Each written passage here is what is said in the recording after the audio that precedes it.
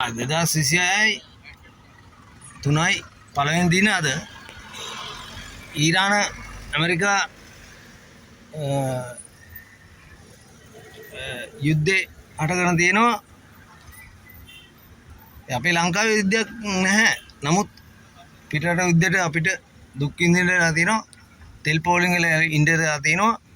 ඒවෙන් ගැලවෙනවා නම් රට දිනු කරනවා නම් මේක තමයි අනුර කුමාර දිසානායක ජනාධිපතිතුමනි අගමැතිතුමනි වර්තමාන රජයේ පාලක නිලධාරීන්ට කියන්නේ අපේ සම්පතේ තියෙනවනේ තෙල් මේකට අරුබුදේ අපි මේකට මොකද්ද කරන්න ඕන පිළියම අපේ ඛනිජ තෙල් සම්පතක් ගන්න පුළුවන්කම තියෙනවා. හරි බලන්න දැන් මේ තෙල් පෝලිම මේ හරිද තෙල් පෝලිම හරි තෙල් පෝලිම හරිද तेल पोलिम में तेल पोलिम में तेल पोलिम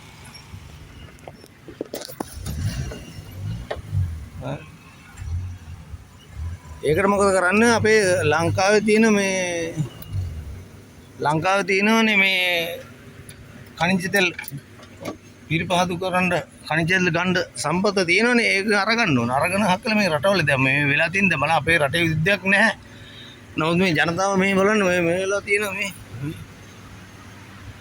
ජනතාව කොම් තෙල් පෝලි. හරි මේකට කරන් තියෙන්නේ මොකද අපේ තියෙන සම්පත අපේ එතකොට කාගේවත් මේ බාල්දියෙන් ඕනේ නැහැ මේකට. හරිද? අපේ ලංකාවේ තියෙන තෙල් පිරිපහදු කරන්න මේ ගන්න පුළුවන් දැන් ඒවා ප්‍රතිශතීකරණ කරන්නේ ඒවා කළා හක්කලා ගන්න. එතකොට මේ රටවල් ගහ ගන්න ඒවට අපිට අදාළ නැහැ. නමුත් අපිට දුක් විඳින්න බෑනේ මේ ජනතාව මේ වලන් දුක් පේනව නේද? ඒකට අනිත් එක මේ එහෙම යෝජනා කරනවාද මේ සම්බන්ධයෙන් මම පොලිස් මාධ්‍යතුමාට කතා කරා. විප්ලව මහත්තයා මේ QR කෝඩ් එක දාන්න ඕනේ නැත්නම් මේ තෙල් රැස් කළා කට්ටිය තෙල් අර්බුදයකට පත් වෙනවා. ඒක රැස් කරපුවාම මාසයකට ඇති කියලා කියනවා. මාසයක් ගහගෙන හිටිය ගහුවොත් හරිද? මාසයක් ගහුවොත් මොකද වෙන්නේ? හරිද? මාසයක් ගහුවොත් තෙල් නැහැ. වාහන පොලිම සෑන.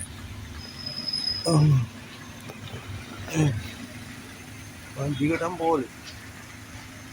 හරි. මාසයක් විද්‍යාලයන් හිටියොත් මොකද වෙන්නේ අපිට? ඊට පස්සේ තෙල් නැහැනේ. හරි මේ කැස්බෑ බණ්ඩාරගම පාරේ තියෙන සෙඩ් එකේ තමයි මේ පොලිම තියෙන්නේ. දැන් මම පැයකමාරක් දෙකක පැයකමාරක් නේ දෙකකට කිට්ටු වෙන්නේ ඉන්නවා. දැන් තෙල් ගහන්න තාම නැහැ. දැන් මම ඉතින් ආසන්නේ ඉන්නේ. ඉතින් මේකට අරබුදේ QR කෝඩ් එක ඉතාලි මේක කරගන්න ඕනේ. එතකොට මේ තීන් ටික පරිස්සම් කරගත්ත හැකි. සහ මේ අපිට මේ රටවල් වලින් ගන්න තියෙන දේවල් අපේ ලංකාවෙන් නිෂ්පාදනය කරගන්න තියෙනවා නම් මේ නිෂ්පාදනය කරගන්න තියෙනවා නම් මේවට අපිට මුහුණ දෙන්න පුළුවන් මේ ප්‍රශ්න වලට මේ මහන්සි නොවි මේ කරදරයක් වෙමින් තෙල් පෝලිං වල ඉන්නේ නැතුව කරන්න පුළුවන්. ඒක මම යෝජනාවක් වශයෙන් කරනවා. මේ හරිය අගමැතිතුමනි අනුර කුමාර දිසානායක ජනාධිපතිතුමනි ඔබ දෙපළගේ සහ මේ වර්තමාන රජයේ සහ ඛනිජ තෙල් වලින් ඒකට වාගේ යුතු නියාරංගේ අවධානයෙන් ලක් කරා.